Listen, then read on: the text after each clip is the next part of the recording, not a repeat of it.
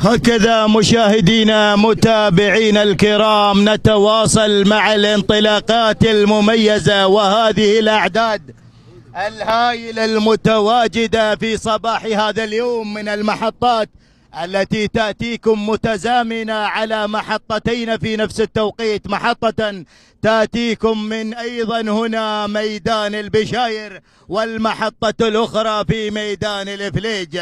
نهني كل الفائزين بالمراكز الأولى، وأيضا نرحب بكل المشاركين من مختلف المحافظات، ونقدم كل الشكر والتقدير لكل اللجان التي تعمل خلف كواليس هذا السباق. المقدمة دائما القمة تتواجد الظبي الهلال بن محمد بن علي الزرعي يتقدم ليقدم الظبي على المستوى الأول.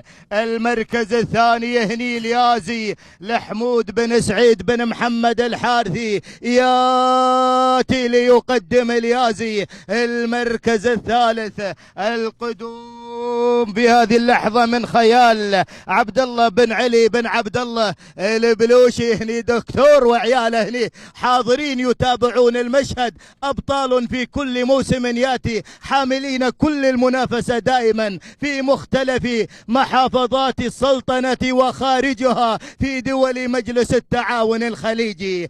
المركز الرابع من الجانب الآخر هناك أيضا أمجاد للأمجاد، سليمان بن محمد بن سالم القنوبي من يتقدم مع أمجاد. والمركز الخامس بنقول هني دهشة لحميد بن سالم بن مسلم لينيبي يتقدم المحلل ونوعياته وأسمائه. شوف اللي انطلقت، اللي دخلت هذه مرور الكرام، وصلت وانطلقت في هذه اللحظة. هنا سيوف لعبد الله بن سالم بن عبد الله الوهيبي، وسابع الأسماء المتواجدة الشمالية مرحبا يا ابو شوق مبخوت بن احمد بن سعيد ثعار المهري، ابناء كيبوت الوردة، ابناء الجنوب مرحبا بالجنوب وابنائه وابطاله. بن حديد على المستوى الثامن حميد بن محمد بن حديد لينيبي. والمركز التاسع القدوم والانطلاق مع اندفاعة الظبي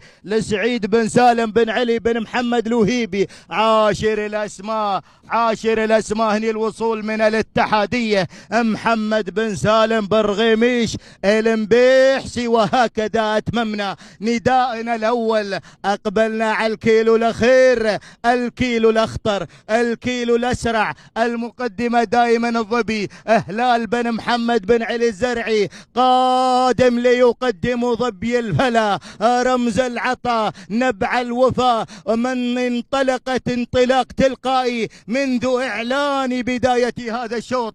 المركز الثاني امجاد سليمان بن محمد بن سالم القنوبي وصل ليقدم امجاد. ثالث الاسماء تتقدم سيوف عبد الله بن سالم بن عبد الله الوهيبي. رابعا ايضا اهالي كيبوت مبخوت بن احمد ثعار المهري. خامسا دكتور البلوشي. وسادسا اول ندى هذه للقادمة في هذه اللحظة. انطلقت هنا غازية مبارك بن الصغير بن حمود بن سعيد المالكي، واللي قادمه حشمة لحمد بن محمد بن حميد المالكي. الله ولعت على القمة، ولعت المنافسة. اهالي الجنوب بدأوا في معركة حقيقية مع هؤلاء الابطال. هنا الشمالية مبخوت بن احمد بن سعيد ثعار المهري، والجانب الاخر سيوف عبد الله بن سالم بن عبد الله الوهيبي. ولكن سيوف الشمالية تبغي اهالي الجنوب، ولكن عادت سيوف وامجاد